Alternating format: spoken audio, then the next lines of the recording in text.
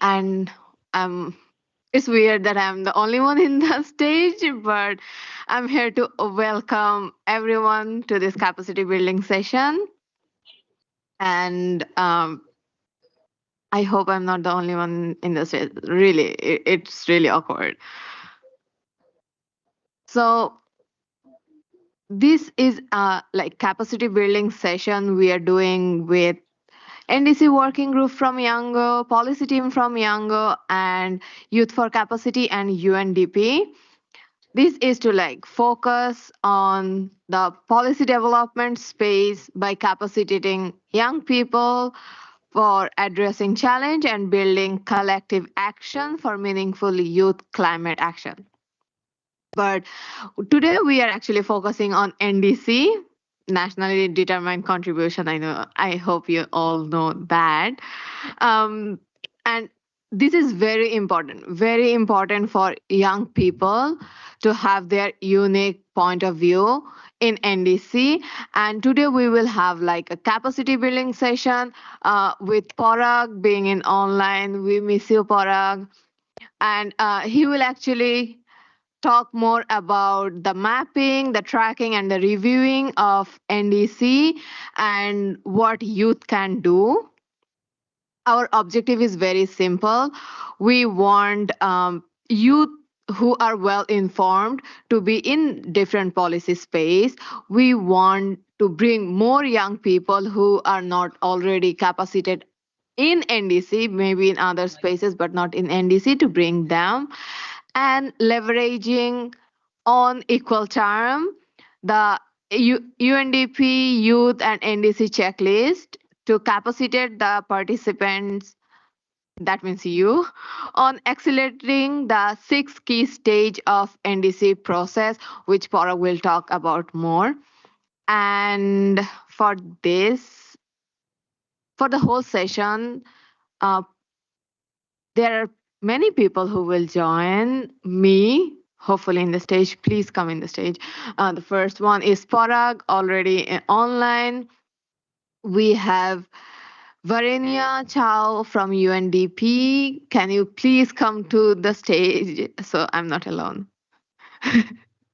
Yes, and we will have a group activity. So then all of you are part of this because this is not just about these people.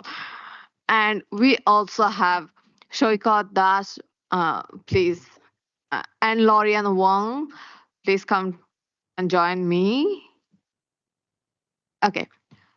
So when they are actually joining me, because I already told you about their name, but there are another like other awesome people in the room as well. So we also want to know all of you, especially like maybe you can know the person next to you. So can we all stand up and like find a person we don't know and just like introduce one another?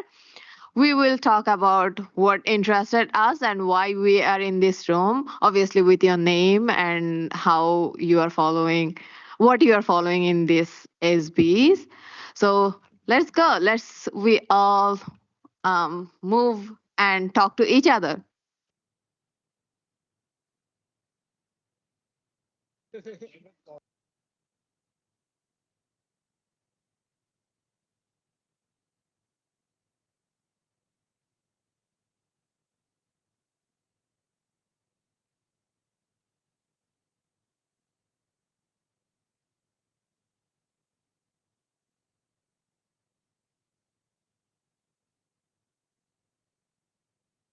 Well, maybe you can tell me a little bit more about you. So, where are you Oh, from? yes, okay. So I'm Fernanda. We can put it from you. So I'm in that. Now you work with UNICEF. No, but I'm currently with the UN because I'm also working.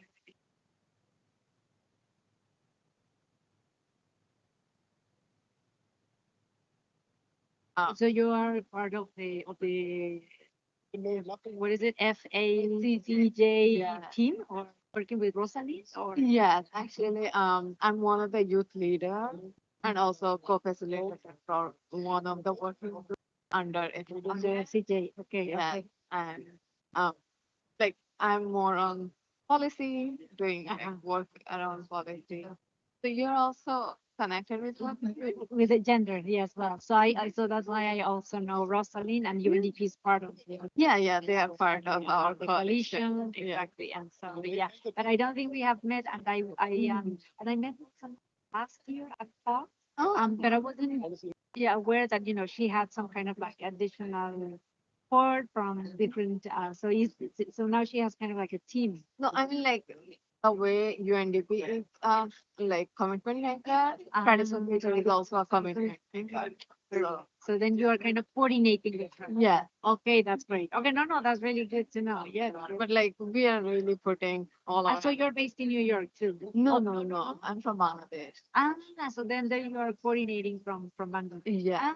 Okay, nice. Yeah, that's really nice. Yeah, because I coordinate with Rosalind and with the other areas of things generally.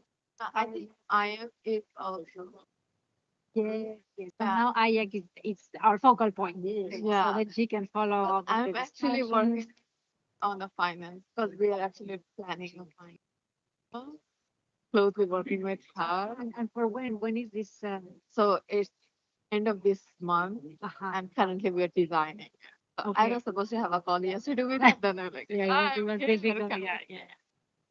Okay, good. So then you have been working with her. Yeah, that's great. That's great. Yes, and good that she has been able to, involve much more in the process. Oh, good. Anyway, that's good. So Yeah, I will just take. Do we need more time? Okay, we will take 1 more minute.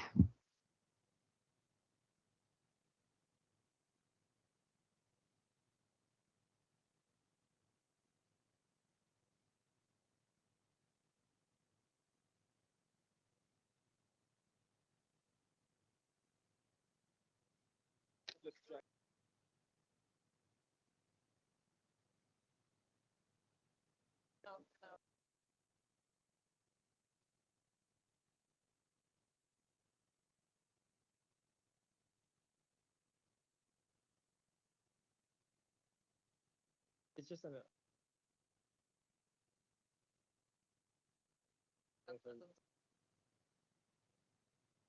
10-second reminder.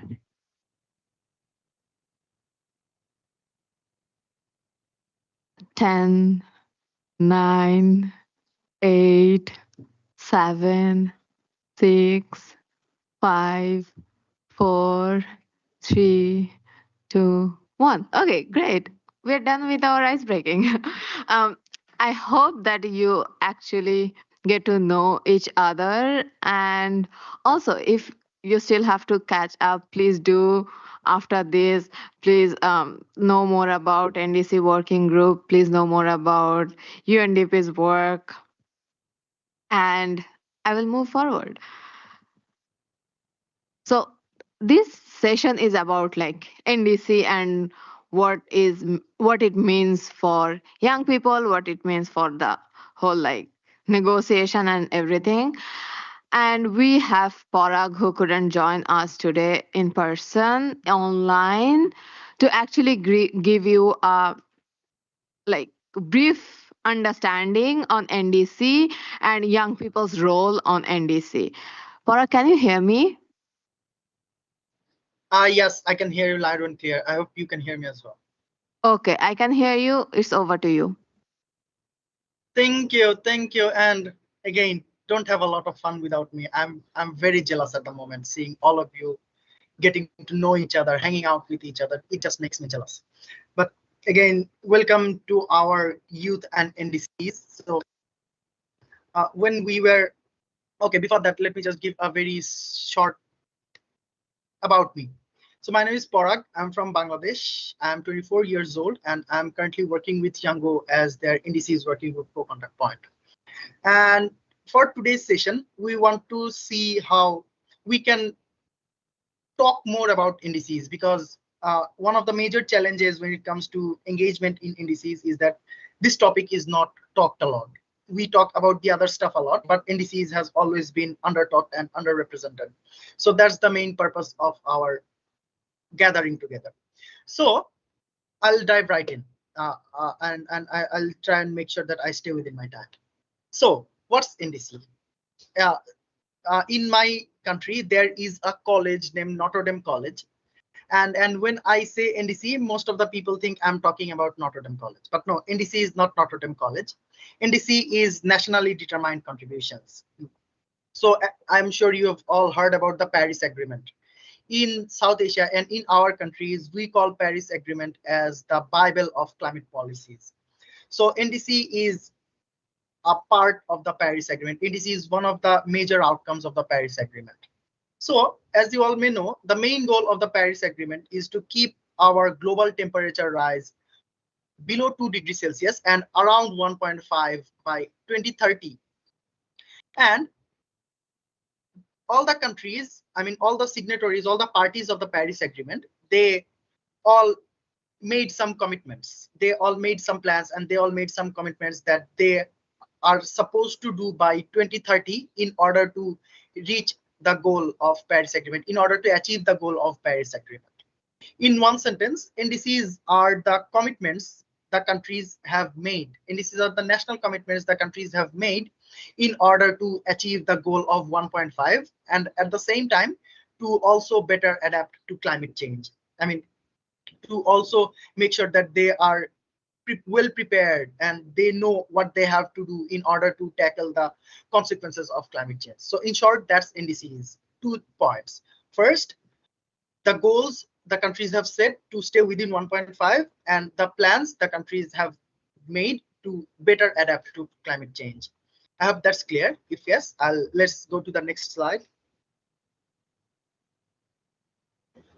Okay, so this is a very brief timeline of NDCs. As I mentioned, the framework for NDCs was adopted, establishing back in 2015 when Paris Agreement was adopted. And all the countries submitted their initial NDCs, which are called as INDCs, by 2020.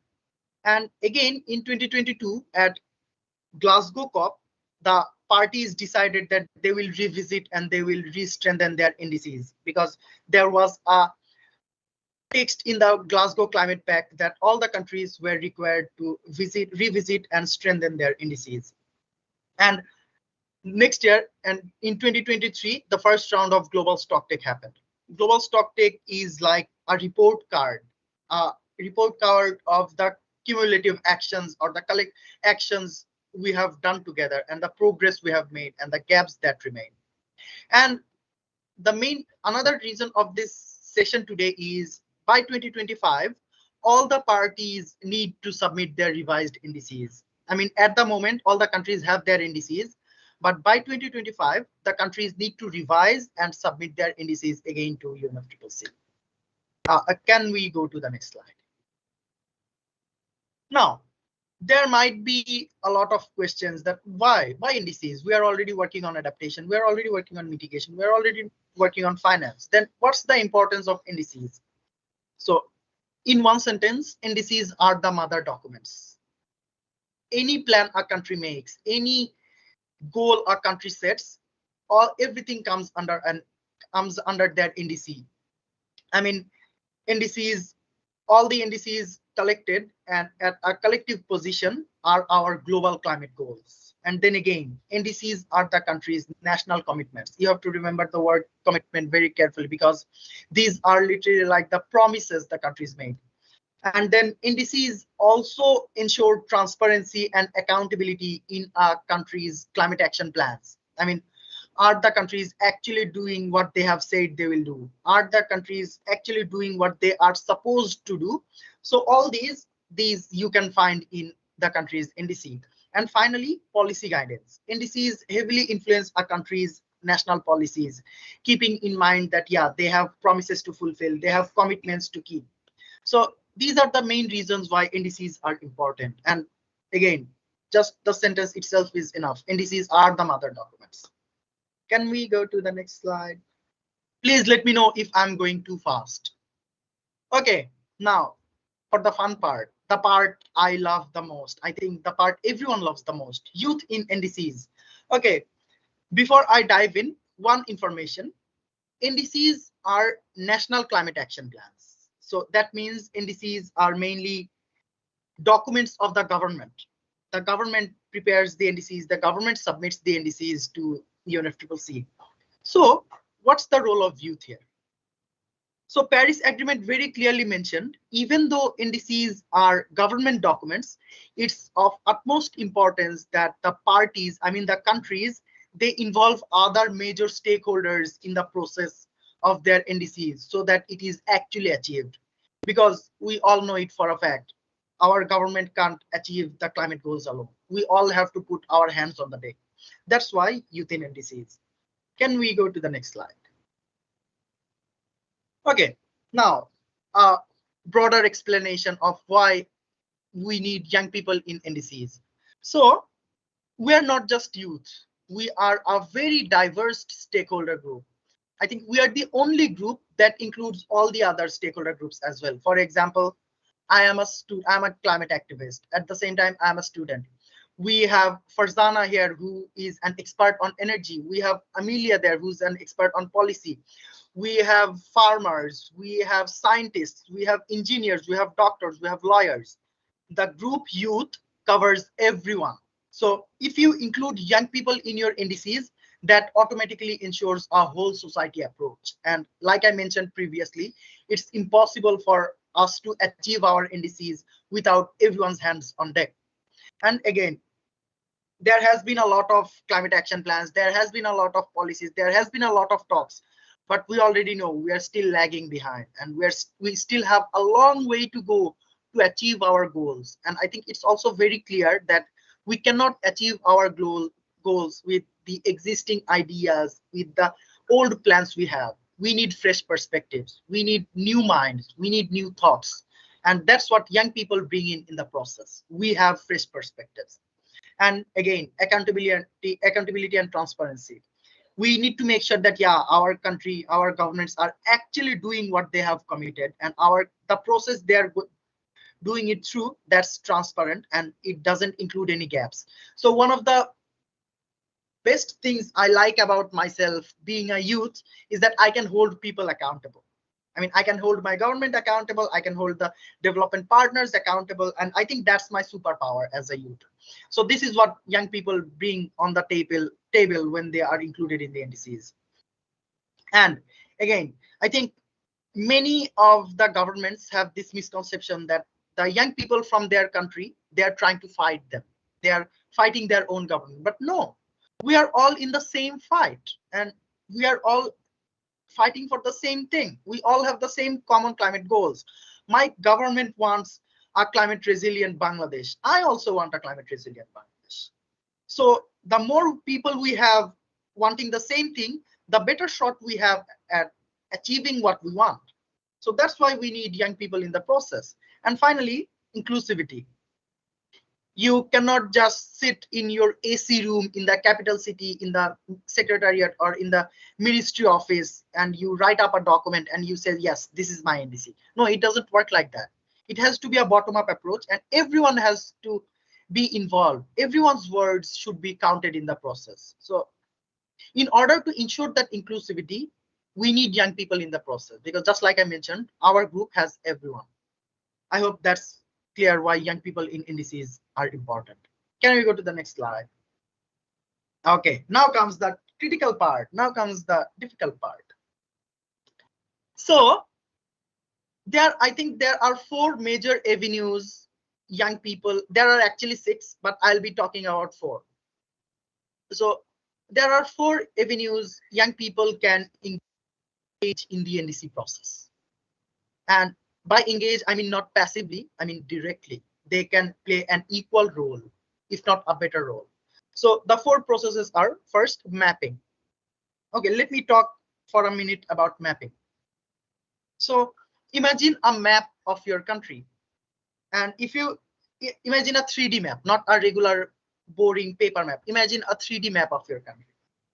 The map is not plain, right? Some places are higher, some places are lower. Like in the same way, climate change affects us all, but not in the same way. I mean, my country is one of the most vulnerable countries suffering from climate change. But not all regions of my countries face the same problem. Not all region in my country has the equal amount of vulnerability. Some region may face one challenge, one region may face another challenge. So mapping identifies this. Mapping is a process by which we can find out what are our specific vulnerabilities and what are our specific challenges, and at the same time what are our specific potentials. For example, let's say I live in Dhaka is the capital of Bangladesh. Let's say Dhaka city doesn't have a very high potential of completely shifting to renewables, but let's look at the other regions. Many other regions of Bangladesh have very high potential of completely moving towards renewables. This is what mapping does. Mapping identifies the key challenges, the key vulnerabilities, at the same time, the key potentials and the specific potentials a country has. And mapping is usually happened before an NDC is prepared, reviewed, updated, or revised. So this time, I mean, the month from June to, let's say, next year is our time for mapping. Then comes tracking. Okay, tracking is, I think the word says it. Tracking is a process by which we can see, are we actually doing what we are saying? For example, let's say my government committed that we will shift to 100% renewables by 2030. But are we actually doing that? That commitment sounds excellent, but are we actually doing that? Are we on the track of achieving 100% renewables by 2030? So tracking takes account of all the data and the information and assesses how effectively the countries are implementing their NDCs, and where are the loopholes and where are the gaps in the implementation process, and what's actually happening on ground. It's not like you prepare a very ambitious document and you leave it like that. No, tracking sees, are you living up to your document and are you living up to your commitments? And then comes the NDC revising and at the same time reviewing part. So another information about NDCs is that NDCs are supposed to be ratchet mechanisms. By ratchet, I mean each time you work on and each time you update or revise your NDC, it has to be more ambitious than the previous one. So revising looks into the new potentials and the new challenges that came in. For example, let's say in the past 12 months, my country faced 5 cyclones. This is the first time that this has happened, that over a period of 12 months, we faced 5 cyclones. So this will obviously affect our climate plans, right? So revising takes into account of these new challenges and at the same time new potentials. For example, my country recently established 6,000 solar-based homes. So that's a new potential and that's a new avenue we just unlocked. So revising takes in account of all of those. And at the same time comes reviewing. Sorry, I don't know why I didn't write reviewing. Please pardon me, but also remember reviewing. Reviewing is a process that says, where are the gaps? And what are we doing actually? And is our NDC and is our work clear? Because one of the major issues in the climate action plans is the lack of transparency and the lack of clarity. Reviewing assesses that, and reviewing sees, are we actually living up to our word, and how we can better live up to our words, and how we can better manage ourselves to achieve our goals. And finally comes the implementing part. Implementing is doing whatever you planned, and that can be done in a lot of ways. I mean, again, you can bring in young people, and the government can take external support. The government can run their own initiatives, and implementing is just implementing all the plans you have done. Am I speaking too fast? It's okay, but also it's a time check. You need to check like how much time do you need? Can you tell me how much time I have? You are already 2 minutes over. What? I'm supposed to. Okay, I'll finish in 3 minutes. So sorry. So now, here comes our role. What we can do to make sure that we are in the NDCs. The first thing, we have to learn about NDCs. Just like I mentioned in the beginning, NDCs is not a very well talked topic. And in my country, you won't trust me when I say it. I can count it on my hands how many people work on NDCs. So it's that much underrepresented. And one of the reasons is NDCs is a technical document, and we often don't understand the technicality. So it's important to learn. At the same time, it's important to teach, because if we don't educate our peers and our friends, we won't have many more hands on deck. So it's important to teach other people as well, and then engage with your governments, engage with the UN agencies, engage with development partners to see how you can collaborate and achieve your NDCs. And finally, act. This is my favorite part. ACT is advocacy, communications, and technology. I came up with the short form ACT. Thank you. So advocacy is like pushing for what you want to see in the NDCs, and that's it. And on the communications part, like I mentioned, NDCs are technical documents. So it's important that we simplify and we make the learnings localized, and we make the informations localized and channel it with wherever we can. And finally, use of technology, use social media, use the tools we have in hand to spread the knowledge as much as you can. Can we go to the next slide? Okay, now for 1 minute, let's talk how does meaningful youth engagement in NDCs look like. Can we go to the next slide? So I think there are 5 points. The first one is, if we see young people on the decision-making tables, that's just not enough. It's the start of meaningful youth engagement, but there are a lot more work to do, because we can be on the table, but if we don't have the knowledge and we don't have the information we need to make suggestions and recommendations, it's not meaningful. So it's also important that we young people have the information and young people have the knowledge to make informed suggestions and recommendations. And finally, even though we make the informed suggestions and recommendations, we are not sure if our words will be accepted by the government. So our words need to be valued equally in order for our engagement to be meaningful. And then just representation. We cannot just reach out to young people who are easy to reach. We need to reach out to the last mile youth. We need to reach out to the youth who is from the most vulnerable community. So we need people from all geographical and all socio-economical aspects on the table. And finally, young people are given the support to meaningfully contribute in the process. That support can come in terms of capacity building, in terms of funding, in terms of networking, etc., etc. Support in any form. And can I go to the next slide? Okay, now this is my,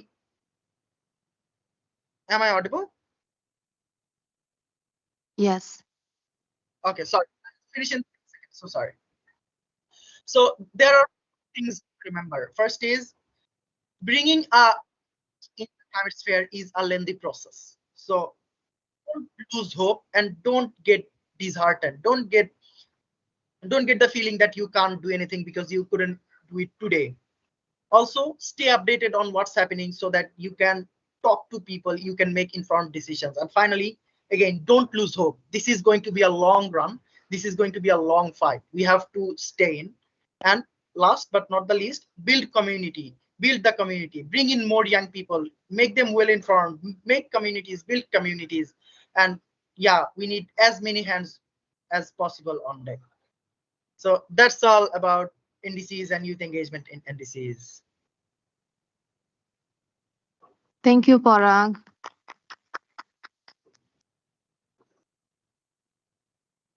I'll actually start from where Parag ended, like what we need to do: learn, teach, engage, and act. And for that, we also need to know where is the entry point for us in NDC. And so I will actually go to Verania, and I'll ask you to tell us more about NDC checklist and 6 entry points.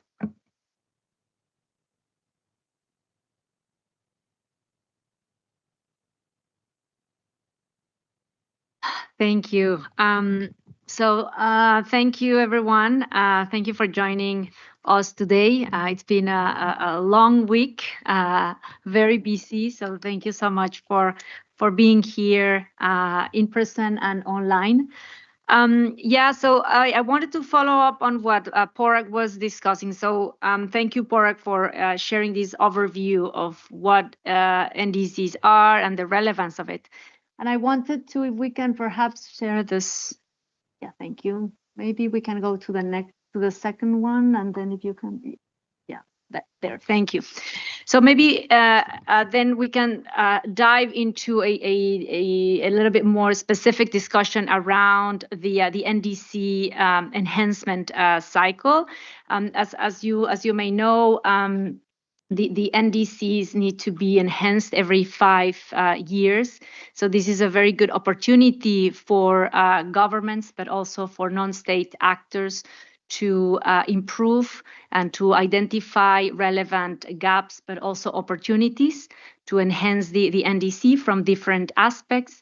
And so the NDC enhancement cycle for some countries will start now as we speak and conclude at the end of 2025. And for other countries, they will start also quite soon and will try to complete early next year. So 2025 is a key year for NDC revision and enhancement. These new cycle, it's really an opportunity to reshape youth engagement and to boost inclusivity into national climate plans, and also the policy setting that we'll see reflected in these plans on mitigation and or adaptation. And as you may know, the second generation of NDCs have included already considerations on youth, but we also know that there is room for improvement and much can be done. I also think that this is an opportunity also to build trust in the systems, in the process, and to make sure that youth are engaged in a more meaningful, but also with a long-term kind of approach. And I think that this is also a time where we can make sure that youth in all their diversity and context can also be engaged. And I think what Porag mentioned is really important. I think we should try all the youth representatives that are here today and that were able to join the discussion online are the voice of many more youth representatives that perhaps were not able to be here today, or that were not able to connect to this workshop. So I think we all have, in a way, the commitment to spread the word and to try to reach the last mile. So this next one, please. So with that, let me mention that so the checklist on equal terms, it's a tool that was basically developed for decision makers and practitioners to support youth engagement.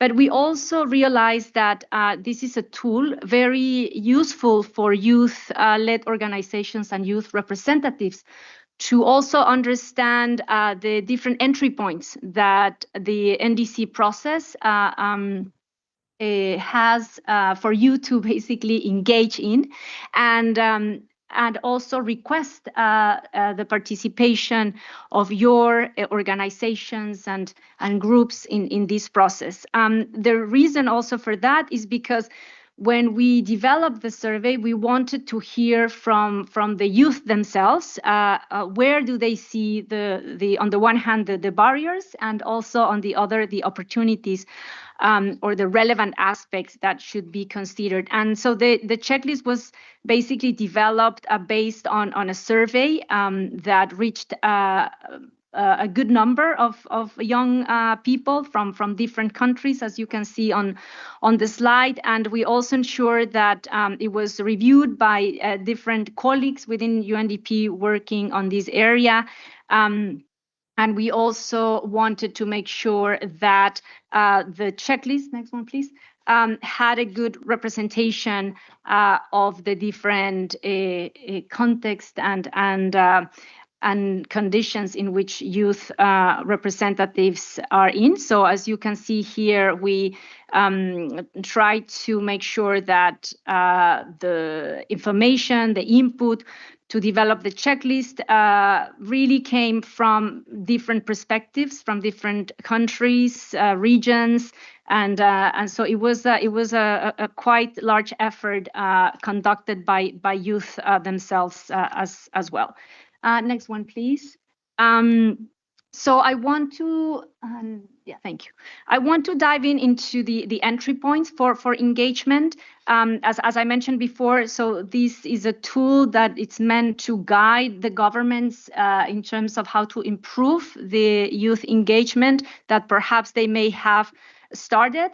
But for some governments that perhaps did not necessarily think about this, this is also an opportunity to reflect upon this aspect, and so we hope that the checklist is well implemented during this upcoming NDC revision process. So there are 6 entry points that UNDP, in collaboration with this large group of youth representatives, identified as relevant. One is political engagement.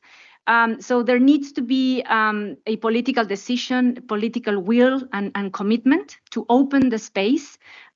This is something that also youth organizations and representatives at the country level can also push for. I know in some contexts it's easier than in others, and we also need to recognize that that's a situation that we need to consider.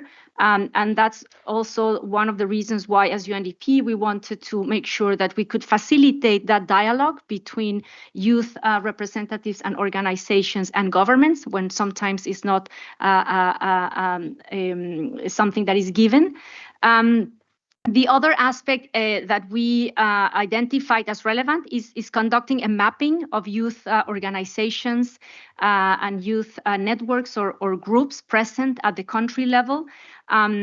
We know that sometimes these processes are a bit rushed, and there are deadlines that need to be achieved. But we also know that it's really important to understand who is who out there. We know that youth is not a homogeneous group. We know, and we need to recognize that youth organizations and representatives and groups have a very different context within a country, or even within a location, specific location. We also need to recognize that there are some representatives or actors from this youth constituency that perhaps tend to be less represented in these spaces, for example, or at the national level, or that they face very specific situations that put them in a vulnerable condition. So all of these aspects need to be considered and need to be part of this mapping of youth representatives and organizations. The next one is dissemination.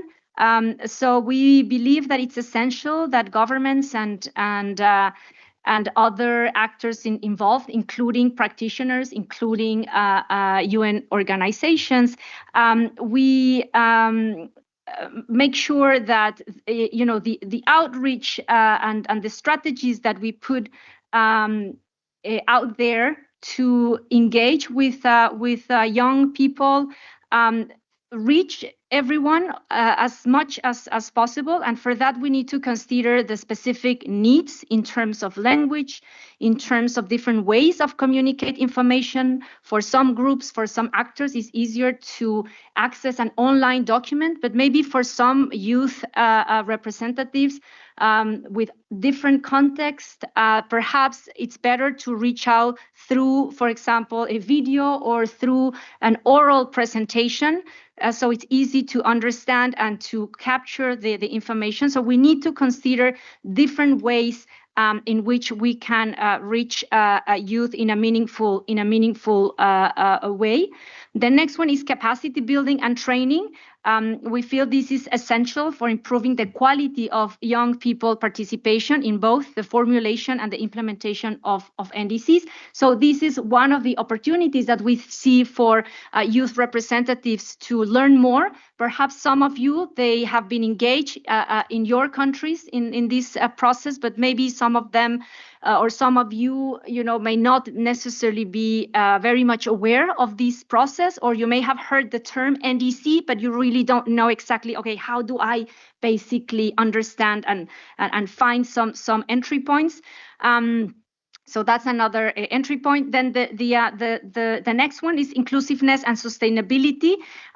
So we think that it's really important to ensure that at the country level, the engagement process is not seen only as an isolated or one-off consultation. We know that sometimes tends to be the case where youth representatives or organizations are asked to provide some kind of input or validation to some outputs of this process, but this is not necessarily on a continuous basis, or this does not necessarily reflect the relevance and the interest in establishing long-term coordination mechanisms. And that's something that we need to encourage our national counterparts to improve and to establish these long-term consultation processes.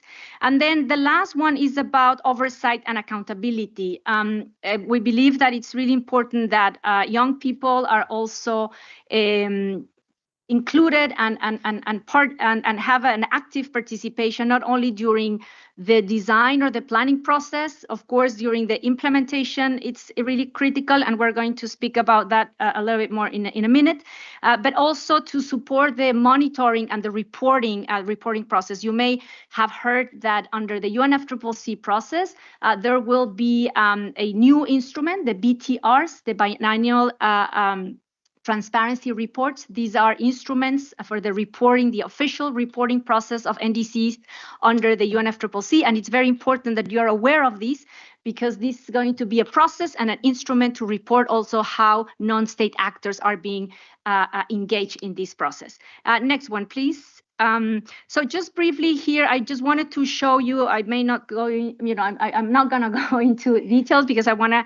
give the floor to a colleague to provide additional information about the NDC local implementation work that UNDP is supporting. But just to say that basically the checklist is structured in a way that provides some guidance through questions for government representatives and practitioners to look at. And then again, we believe that this information could also be relevant for youth organizations and representatives to approach your governments and also representatives from different levels. As you can see to the left, during the past enhancement process or revision process, quite a important percentage of young people mentioned that they were not a part of this process, and that they believe this was something that needed to change.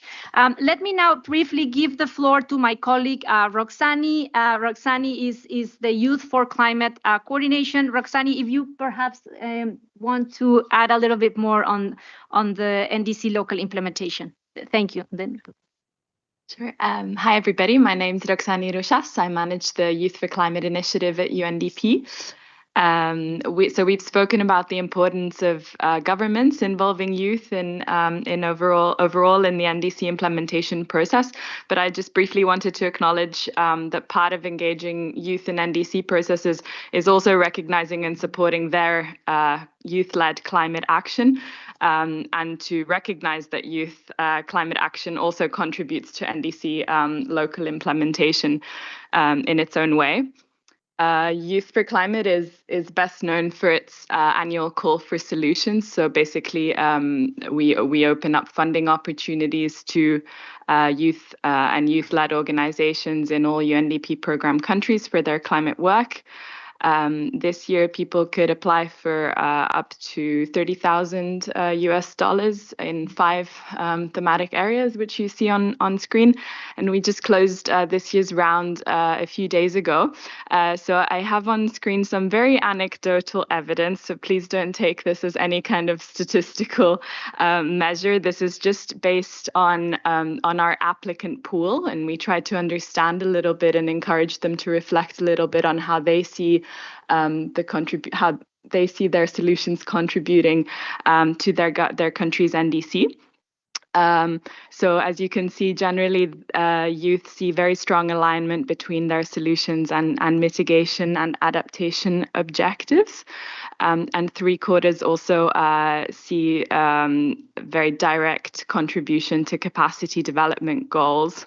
About half seem to be incorporating technology of different kinds in their solutions. And then, as you can see, perhaps unsurprisingly, youth see less alignment with the objectives, with the usual NDC objectives of generating more climate finance and investment through their solutions, or in using their solutions to support meaningful youth engagement in decision-making processes. Of course, the onus on that is also more on other stakeholders, and youth need those resources themselves. But some youth-led solutions do seem to also be contributing to those finance and governance objectives, which is interesting to see, and we'll try to understand more, because we did ask more qualitative questions as well. So hopefully we'll have more time to look into that going forward. Thanks. Thank you, Roxani. So then just to conclude, I just want to say that, so again, as you can see, on the one hand, it's really important that the planning and the policy process is well structured for youth to engage. But I also think that it's really important that youth organizations and youth representatives themselves, they see themselves as part of this process through the work that you do on the ground at the national or local level. And that's why it was so important for us to highlight the relevance of the work that you are doing at the country level in terms of supporting NDC local implementation. And then here I will just leave this information, the QR codes for you to access the checklist if you haven't done so. The checklist is a tool, is a guidance, some sort of framework. It's not an instruction of any sort. So I hope that you can adjust and use this tool as it works, better to your context. And you have our contact details here. My colleague Julia Jacovella, that perhaps some of you know, is also a part of this support and the process that we are organizing around the rollout of the checklist. So please do not hesitate to contact us if you have any additional questions. Thank you. Thank you, Varenia and Roxani. Now, okay, I have a group activity for all of you. But before that, if you have like any question to these 3 awesome persons who already talked great about NDC, and I think for me a lot of things is clear right now. So if you have any question before the group activity, please go ahead. I see a hand there. Can you hear me? Yeah.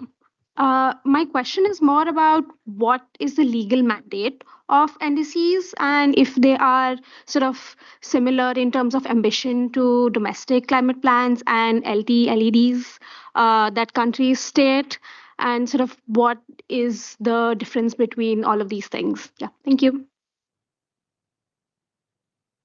Do you want to take this question, please? Yes, so the NDCs are kind of like the backbone, let's say, of the Paris Agreement, right? So the Paris Agreement is the framework that was approved at the international level, and then it was ratified at the national level. And so that's when an international instrument basically now becomes a national law. So countries are committed to respond to the Paris Agreement. And since within the Paris Agreement, the national determined contributions are the way parties can present their commitments and their pledges, this becomes kind of like compulsory for countries to respond, and that's why as of the end of this year, they will also need to report the progress of the NDC implementation. The NDCs sometimes tend to be quite high level policy documents, and countries have identified the need to unpack the NDCs into other planning instruments such as NDC implementation plans or the financing strategies around the targets that they have included in their NDCs, etc. But that's what gives the NDC kind of the level of becoming an umbrella or like a chapeau for countries to align their different mitigation or adaptation policies and instruments and eventually actions. That doesn't mean that other climate instruments, such as, for example, the NAPs, you may have heard of the National Adaptation Plans, are relevant. But what it's important is for countries to start aligning the NDC with the NAPs, with the LT-LEDs, which is a long-term vision that is required to achieve a net zero goal. So that all of these are part of the climate policy architecture in a country, but the NDCs could become this kind of umbrella to better articulate the different instruments and commitments. So I hope that clarifies your question. Also, what is specifically, how is the implementation of NDCs monitored? Who monitors it, and sort of when do these reviews come in? Okay. Yes. So basically, this is the role of the governments and mainly the role of the ministries of environment, but not only. Also, the important aspect of NDCs is that the NDCs as a planning and a policy instrument, they've become not only focused on environment, but they have this economy-wide scope. Because as we know, climate change is not an environmental problem as such, but more of a development, economic kind of issue, right? So then there are other institutions within the government that are involved in this process, but it's usually the Ministry of Environment that has the responsibility of coordinating at least the implementation and the reporting. Each country has a different kind of resolution for that. Perhaps in some countries is the Ministry of Planning or the Ministry of Finance. So it's important that you learn more about your own country context. But the reporting aspect, it will be, let's say, institutionalized through the new instrument that I was referring to before, the BTR, the Biannual Transparency Report. This is an instrument that countries will use to report on the implementation, but that will also use to report on their needs and the gaps, and also the support that they are either giving or receiving in terms of capacity building and finance. The countries need to submit their first BTR at the end of this year, 2024, and then they will continue to report every 2 years. That's why it's a biannual reporting process. Yeah, so I hope that clarifies too. Thank you so much. can this question wait, because our policy team will also share a bit more, and we also have a group activity right now, and in the group activity we will actually figure out how to map, how to track, how to review, and what's the role for youth. And maybe after this, if you still have the question, we can um, take the question. So currently what we are doing is like, we have already heard how to track and review and why this is really important.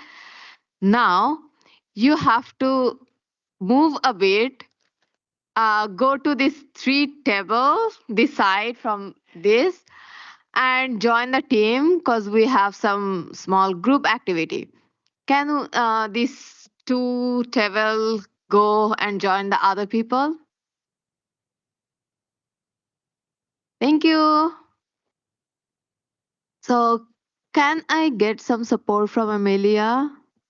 Yes, please. Great. So we are expecting three teams.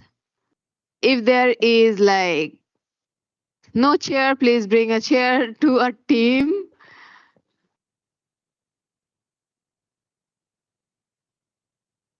Okay.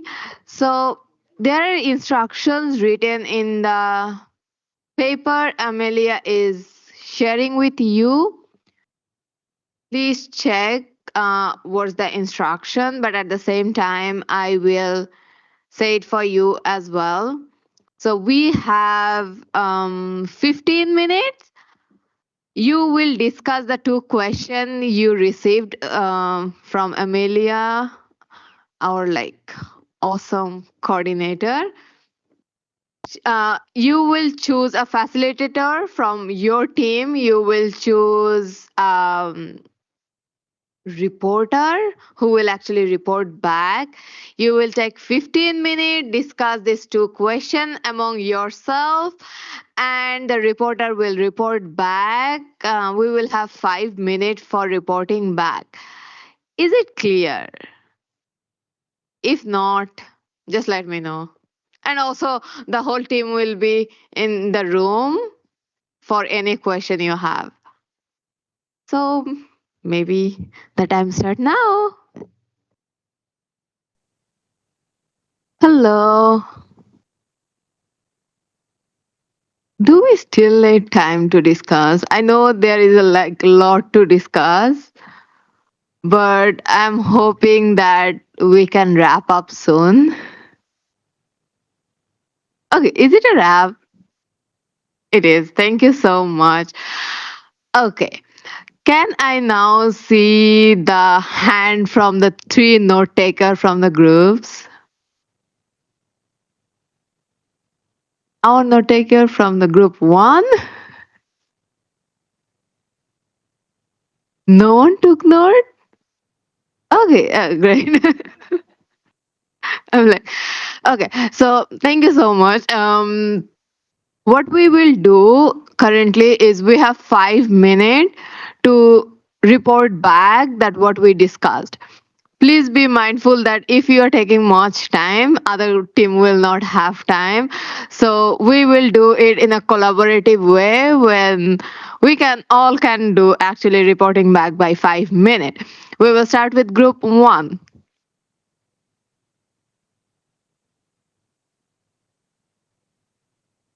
Right. So I guess that's me. Yes. So the discussion was around the mapping aspect, addressing what effective measures can be done, but also the role young people can play in mapping the NDCs. And we spent a lot of time looking at the role of young people, of course, how we can really and truly, play a critical role in that, but also looking at whether there existing gaps. For instance, we made the link towards indigenous communities and how do we practically engage them within that sort of mapping process, because of course we have differences and it's all to be promote inclusivity, and so that's also on the indigenous communities aspect.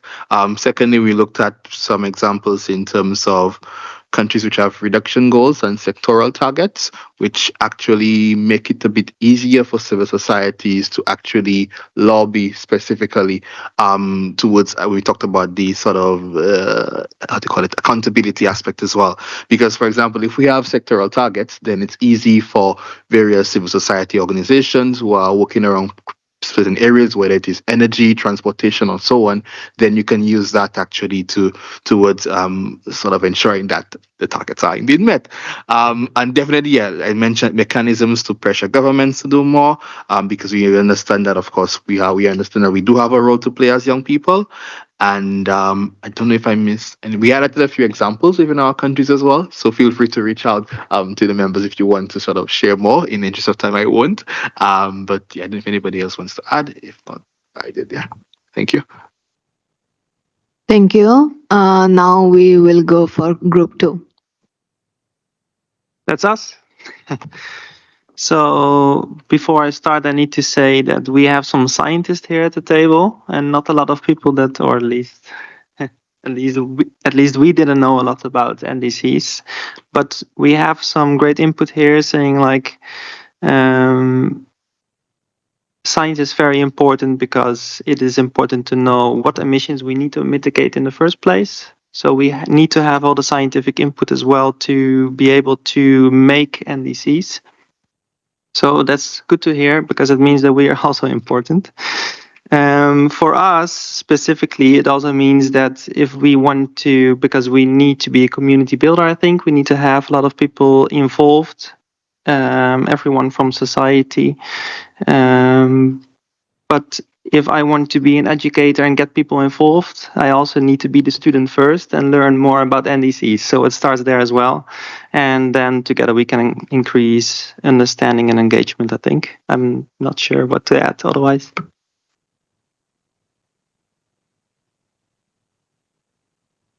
Thank you so much. Now we will go for group 3.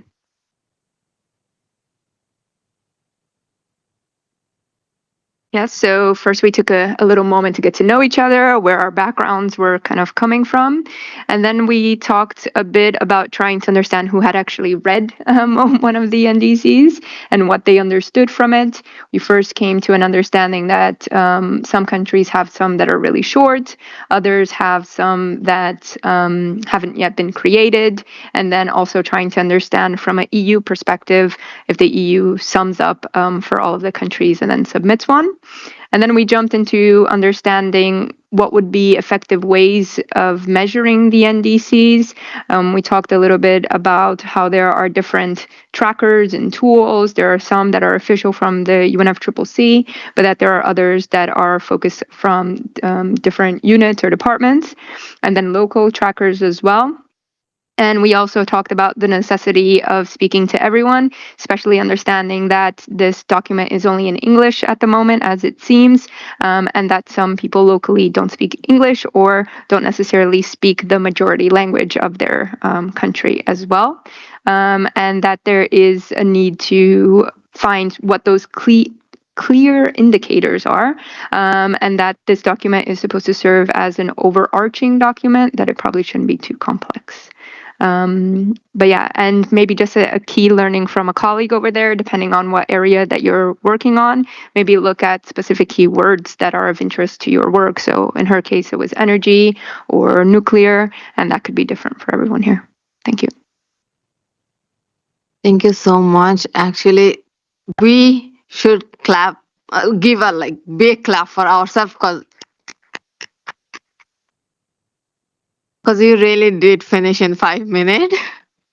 And please know that the people who wants to know more about NDC, we have a YOUNGO NDC Working Group you can join, and anything and everything you said and reported back, we have note takers who are taking notes on this, because this is not one of our event we do it and we go home. This is a continuation process. We will do it in next COP and throughout this year in different capacity. And thank you so much all for actually joining this group activity. Now Now we will talk a bit more about like policy and youth shaping the future. But before that, can we all just stand and show our hands so that we can take a quick break? Because I was supposed to give you a break, but we are a bit late, so I will take a like small hand showing as a break. Can we do it like fun so that we are like not tired? Okay. Thank you. Okay. Now we will go to Shoikat and Lauren to give us more about policy and Yango's work around Elkoi and Arkois. Hi everyone. Thank you, Fazana, for all the efforts, and thank you, Verania, from UNDP. Thank you for being here and creating this space for everyone to know about the NDCs and how it works. Welcome everyone. You know what? Just a second.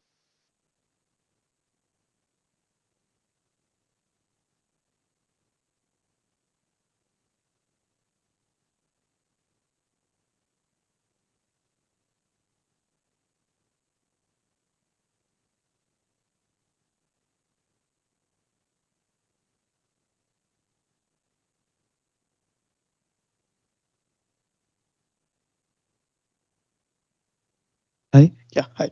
So can you share the screen, please, Giovanni? We have a Mentimeter, and I came here because it should be interactive. We have been sitting here for a long, and we need some energy. It is for the youth, and we really need this energy for you. Please scan the QR code on the screen, right? And we will not ask. It's a kind of interactive session, so we need your inputs. How some of the question works before we put forward our PPT as a policy team. Everyone went in? Perfect. Can you share the screen, Giovanni, please?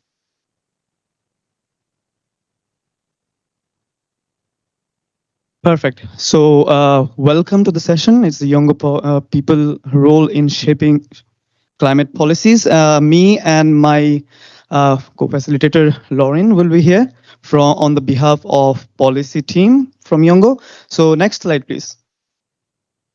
Whoever haven't been into the Mentimeter is, we will keep it for 2 seconds. They can just scan or go to menti.com and enter the code here.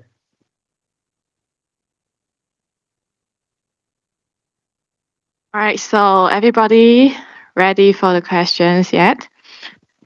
So let's look at the first question. How can young people contribute to national and international policies? What's your thought on that? Please feel free to enter any words or something in the answers. Any answer, don't worry about that. Yeah. It will be interesting, and please make it interesting.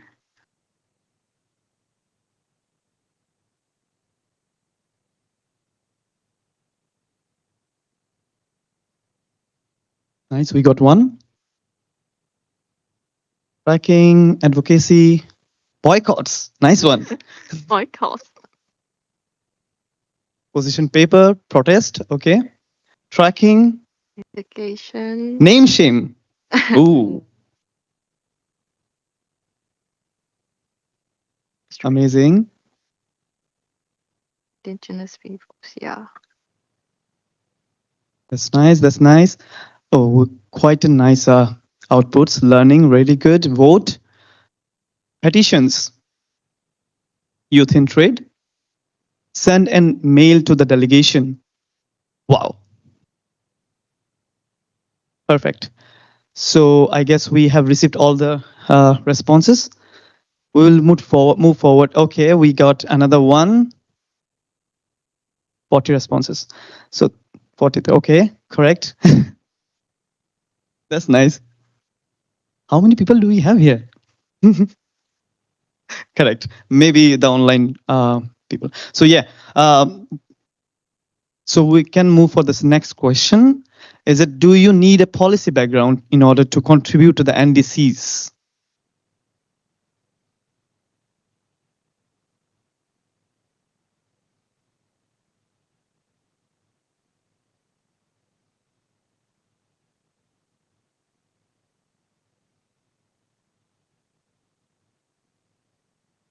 there's a good competition between yes and no.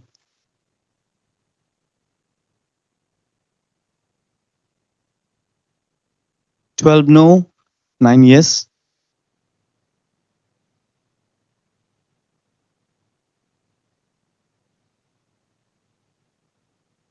Okay. Perfect. We will keep this in mind when we will show our slides from the policy team. But of course, we'll keep this thing as an like yes for 10 and no for 13, for sure. Yes, for the next slide, please. Yeah, please go ahead. Lauren.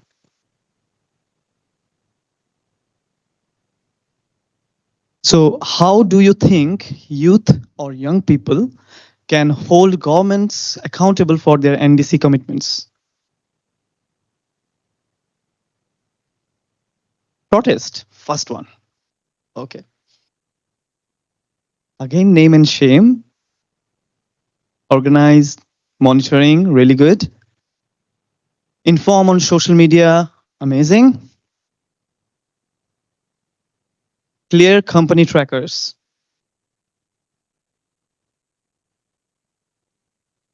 Outreach, advocacy, petitions. Vote, organize. Really nice, amazing people, really nice. Asking. Mapping, yes, we learn about mapping today. Count.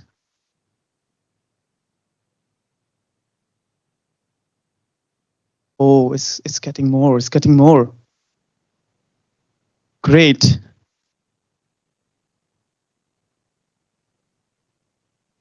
What are your responses? Amazing responses, really amazing. Thank you so much, really appreciate that. The next one, Lauren. Yes, so we go back to the slide maybe.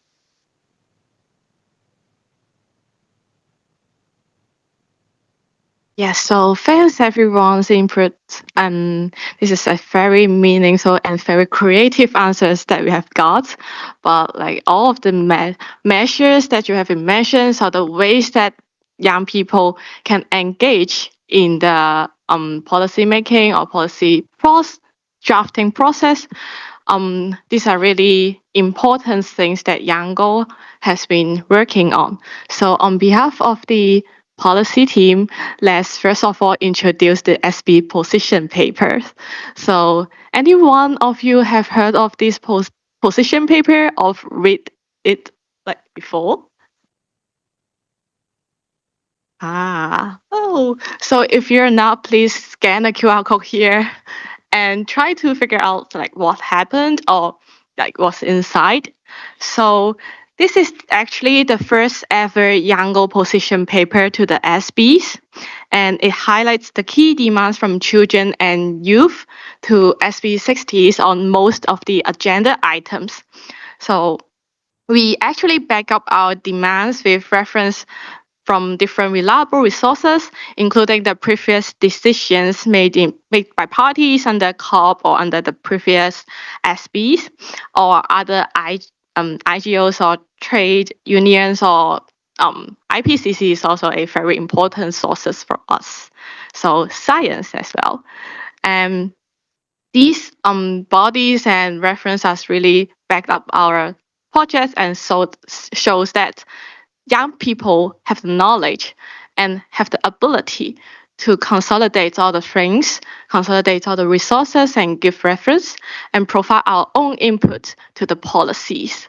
So, and we ensure that in this SB position paper, we have a strong advocacy for climate justice and in line with the technical agenda items. So again, you can scan the QR codes and just go through the position papers. Yeah, and I'll pass to Saga to talk about the GYS, like the Global Youth Statement. So before I begin, how many have you heard about the GYS? Nice, my script will work now. Thank you. But still, today I stand before you to just show a pivotal document which that encapsulates the dreams, the voices, and of course the demands from all the youth people and the young people, children and youth, of course, globally. It's called the Global Youth Statement, right? This statement is not just a document, but of course, a collective heartbeat from all over the world. The young people put forward, and we encapsulate them everywhere from unified way in the banner under YOUNGO, the Youth and Children constituency of UNFCCC.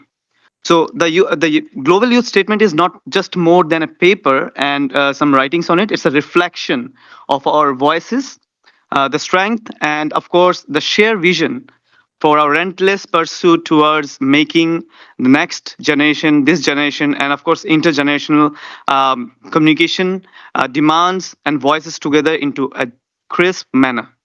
So it's understandable that it's our belief that youth are just not the leaders for tomorrow, but of course the makers of today. Next slide, please. How it's done. So if you see the slide, there's a rigorous method consultation at the local and regional conference of youth level, as well as more than 50 hackathons, all the organizations. You can see the organizations here, but it's morely UNICEF, UNDP, INGOs, IGOs, every organizations who are partner with us. You can also see the working groups. We have a lot of working groups, thematic one like energy, mitigation, adaptation, and so on. You can see the individual inputs. From every individual, we are trying to get inputs who are in the organization, and we are trying to get more as possible. And as we spoke about ARCOI, the regional and the local conference of youth, of course, we get a lot of inputs from them, and then it's synthesized through the policy team analysis where we came through, and then the policy hackathons again. And the end, we finalize the document and we hand it over to the COP presidencies. Next slide, please.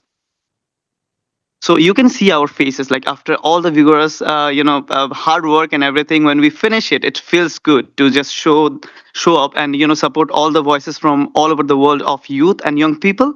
You can see in COP26 and COP27 and COP28 how we have handed over those documents to the presidencies and proper concerned authorities.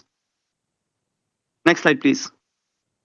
So yes, if you haven't heard about GYS, you can literally click the link. We will share the slides, and then you can click the link and read it through the documents. Why we are sharing GYS and also why we are sharing the main draft decisions? Just because few decisions and demands that we literally highlighted in the GYS are in the draft decisions, like the final decision of COP28. For an example, we have already demanded at that time that we need tripling of renewables and doubling of efficiency from 2% to 4% annually each year until 2030, which has been really, it's under CMA 5, 28, paragraph 28. So it's there, which we really feel great about. And there are a few other demands which are in GYS and has been highlighted in the final draft decision. So how we use it, why we made it, is just for the draft decisions? No, there are many aspects. We go for bilaterals, we use it for bilaterals, we use it for conversation with the decision makers, and also we use it for the most important interventions, the YOUNGO interventions, for demands from all over the place with different thematics. So yes, we really welcome you to just go through it, and you will feel great that the questions that we ask in the Mentimeter is, do you really need the policy background? Do you really have to be on the inside the government to change, the parameters or make the decision makers aware that what you need? I think you can start from here as well, be with the voice. That's it. And next slide, please. The youth outcome. Yeah. I will hand it over to my colleague, Lauren. Yeah, we will go. Might be we will go together. Yeah. The next slide, please. So why I wrote this, the decision here, COP21, the Paris Agreement, because of course the first time we saw the decision, it was intergenerational equality, where every age people should be heard and they have to be highlighted in every draft. Next slide, please. Yeah, so in COP26, yeah, So youth engagement is finally written down in documents. For example, I will quickly go through the slide. In Glasgow Climate Pact, paragraph 63, there's a expression of appreciations for the outcome of the 16th COI, Conference of Youth, and paragraph 64, there is a meaningful youth engagement is needed in the decision-making process, and paragraph 65 also request the COP to hold a youth climate forum in the future. So it also happens and have a contribute to a very good and solid lineup in the future's COP, which we'll be talking about later. Yes. Next slide, please. Perfect. Thank you. So in Sharm el Sheikh, we see that the implementation plan has been included the inclusion of young representatives and also negotiators into their national delegations. In the final draft, it was 11 times that the youth has been highlighted, and we really feel great about it. Also, we see that in paragraph 56, followed by that, youth lead climate forums should be happening, where YOUNGO is always active on that. In paragraph 57 as well, we see several occasions that the youth and organizations and constituencies has to be included in the table. Again, in ACE action plan, we have seen that inclusion of children and youth has been highlighted in decision 23, CP 27. Next slide, please. Yep. So in COP28 Dubai, which happened last year, there is also decision in CMA 5 mentioning that they will acknowledge of the role of children and youth and note the outcome of 18 COI and local and regional conference of youth. So we actually see that youth engagement and youth inclusion is keeping, and we will also push forward that policies are really youth inclusive, children inclusive, and we together can push forward the meaningful youth engagement in any policy making process or policy decision making process as well. So this will be our collaborative effort. And yeah, here comes to the Q&A session. But before the Q&A sessions, we actually got a question to ask you all first. And feel free to raise your hands if you have any opinion on it. So actually the question from the policy team is that, how do you feel after seeing all this, like reading all this youth outcome included in COP or other decisions? Anyone have ideas to express your feelings?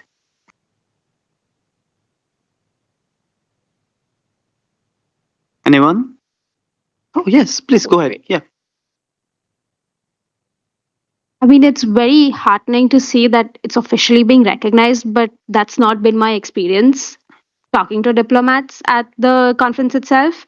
So, I mean, the implementation of this youth engagement has not been like symmetric across all delegations. I've heard like some delegations are more open to it. There are quite a few in my experience that have not been, or in fact have been like outright hostile towards youth engagement. So it's good to see this happening, but it'll be also be nice to see if like the delegations that come here appreciate youth inputs, even just inputs. So yeah. We will take all the questions together, then we can answer. Hi, my name is Lila. I'm Brazilian, but I've been living here in Germany for the last 7 years, here in Bonn. I'm coming from the corporate sector and just getting involved in everything UN, and so really just learning about all of the different acronyms. And what I can say is that companies are far behind. They struggle with even implementing the SDGs or the ESGs, or even having a carbon plan that is actually realistic and not just some model estimation. So I guess my question here is, how can we empower youth in corporate because they are the ones with the skills, they are the ones with the knowledge, they have the influencers' ears if they're not influencers themselves.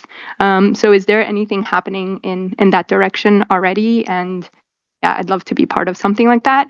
And the last one is also, how can we best connect this to COP in Brazil, taking into consideration our country's hospitality and the way of working and leaps forward that we have made in digitalization as well. Sorry, I didn't get your name. Lila. Laila. Okay. First of all, for the question from Gayatri, it was not a sudden step that we got this recognition. It took a long work. It's from 1992. It's like when the Earth Summit that we pushed forward. Then we came up for 2009 when it was recognized, and then 2012 when official recognition for YOUNGO was there. But still, we are keep pushing on that. The whole concept of GYS, the whole concept of putting forward an SB 60 papers are always the same, that we need to go into the decision making tables. The voice of young people has to be recognized, and we are, if you see the whole trajectory, we are literally like going to an upscale dramatic upward trend. So we are really ambitious on that, and maybe tomorrow, not maybe, for sure tomorrow, we will be on the decision making table and we will be heard as much as possible. Right now also it's going on, but I think it's not that ambitious, but we are pushing, and we really encourage everyone to be in YOUNGO space so that we can gather your voices and uplift each other. For the second question from Laila, thank you so much for putting out. Of course, it's a lot of youth are there in the corporate sector. So it's not just about the ESGs. There is a lot of materialistic problem as well in the reportings. But as we are in the NDC, so NDC belongs to the country and also belongs to the parties with the possible policies. So if the policies are properly implemented in the country level, that means any company on those parameters working, so they have to also abide by the rules of sustainability and all the SDG rules. Every policies also include with corporate policies, by public and private policies. So if the policies are really heard by all the companies, they have a lot of youth inclusion and engagement parameters. It's called the KPIs for every companies. So if the KPIs are maintained, they will include the youth. And in fact, I know many companies who are involving a lot with the youth, who are exactly there, and they're also hearing many workshops. There are few organizations who are doing proper workshops inside the company parameters to just uplifting their youth in towards sustainability and environmental aspects. But if you don't feel that they are doing good, literally you can just mail them that we have policy and you have to do it, and they will do it because they are abide to do it inside the CSR projects, the company social responsibility project. This is a mandate to all companies which are working in those parameters. You can mail them. Okay, I'll give some additional answers and then pass to the next questions. And so for the first question, I really appreciate this because I also understand that this is exactly what youth are facing in the decision-making tables or in a climate conference. I mean, we are included in a lot of documents, included in a lot of saying from the government officials or the UN officials, but we didn't see a lot of implementations in meaningful youth engagement. What does meaningful means to us or means to them? So is there any tracker to check, or you've started to check on that, how meaningful the engagement of you really are in the decision-making or policy-making process?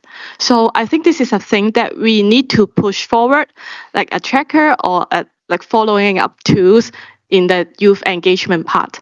And regarding the delegation part, actually, in my region, we also don't have any youth delegation from my region.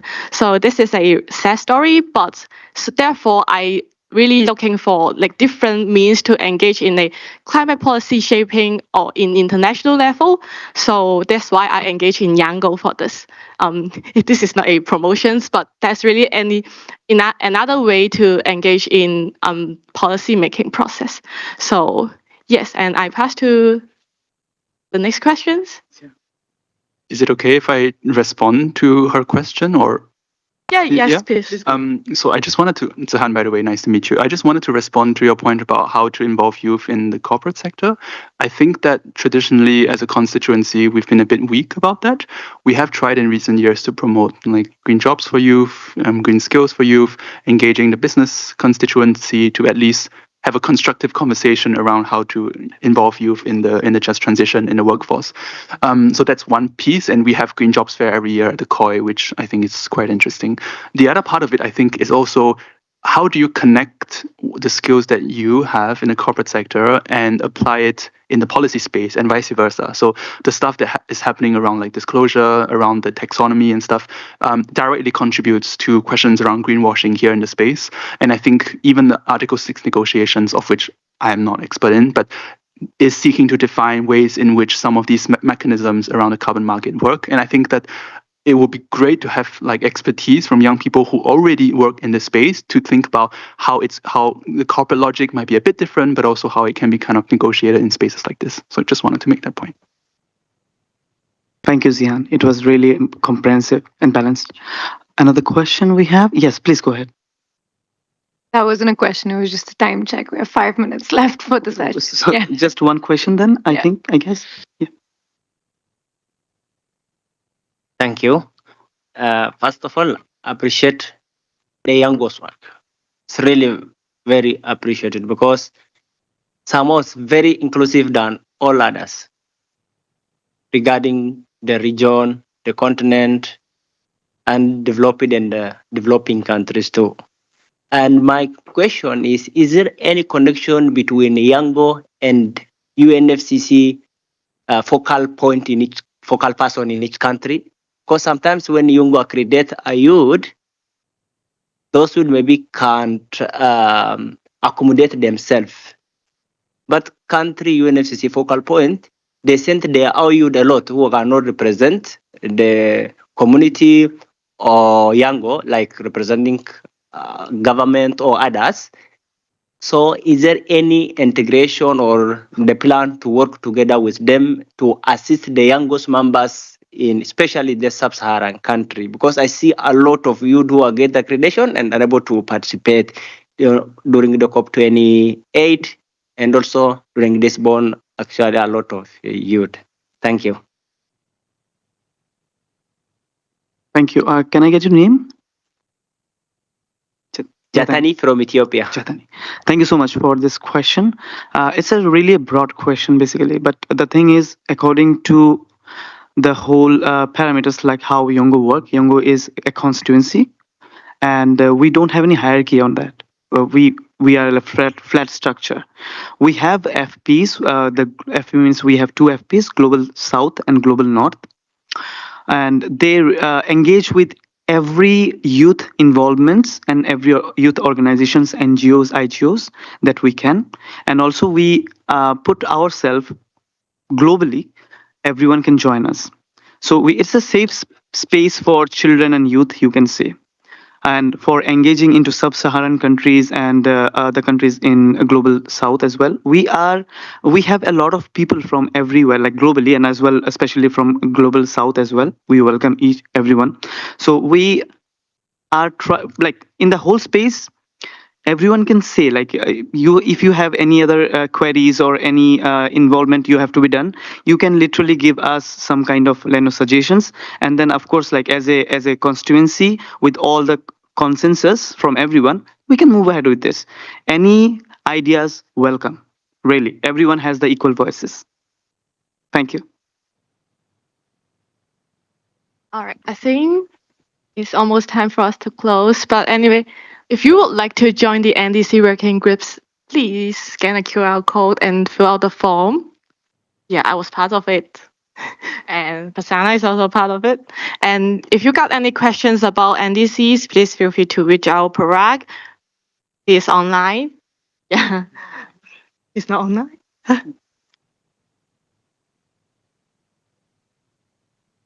Thank you so much. So we are almost in the end of this session. As they said already, please join the NDC working group. Please join YOUNGO if you're not already part of it. And thank you so much for joining. Please look for more work on NDC. YOUNGO will do in COP as well. So we are hoping that we will see you at COP. And in the meantime, please try to reach out to the focal points, try to reach out to the people who are working on that, and please give a big applause for all of you.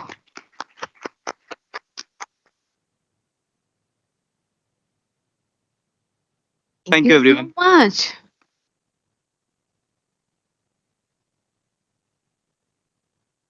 Big thank you to YOUNGO and UNDP on this fantastic session on youth and NDCs. We have one final session left for the day on that the Youth4Capacity program is organizing. So if you're free and interested, please stay. It's going to be super interactive. It's a simulation. We're going to use the Financial Times tool and really go into it. So stick around for the next session. We will be starting shortly in a couple of minutes.